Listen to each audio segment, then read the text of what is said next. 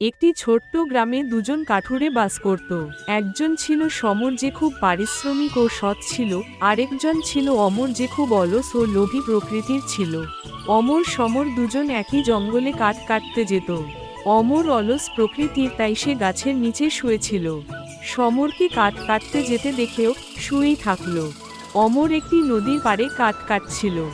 এমন সময় কাঠ কাটতে কাটতে তার কুড়ুল নদীতে পড়ে যায়। সে হতবাক হয়ে কাঁদতে থাকল। এমন সময় নদী থেকে এক দেবী উঠে আসে। অমর, তুমি কাঁদছো কেন? কি হয়েছে? আমি কাঠ কাটতে কাটতে আমার কুড়ুলটি নদীতে পড়ে যায়। কুড়ুলটাই তো ছিল আমার একমাত্র সম্বল। কুড়ুল ছাড়া আমার চলবে কি করে? আমি খাবো কি? ও, এই ব্যাপার। হঠাৎ একটি লোহার কুড়ুল নিয়ে এসে দাঁড়ালো। এই এই কুড়ুলটা আমার নয়। আচ্ছা দাঁড়াও, এই বলে আবার একটি রূপোর কুড়ুল নিয়ে হাজির হলো। এই নাও তোমার কুড়ুল। সমর আবারও বলল, এটা এটা আমার কুড়ুল না। আবার দাঁড়াও বলে দেবী আবার একটি সোনার কুড়ুল নিয়ে হাজির হলো। সমর সোনার কুড়ুলটা দেখে বলল, এত এত সোনার কুড়ুল, এত মূল্যবান কুড়ুল আমার নয়।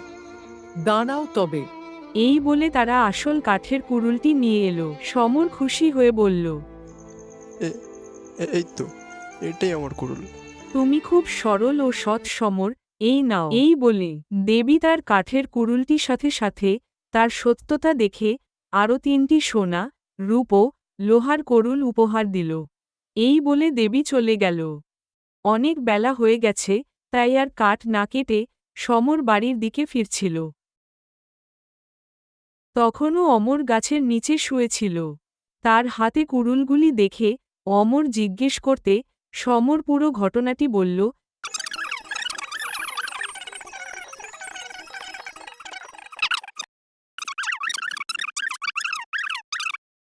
শুনে অমরের লোভে চোখ জল জল করছিল। তারপর অমর তার কাঠের কুড়ুলটি নিয়ে নদীর পাড়ে কাঠ কাটার ভান করতে করতে ইচ্ছে করে কুড়ুলটি নদীতে ফেলে দেয়।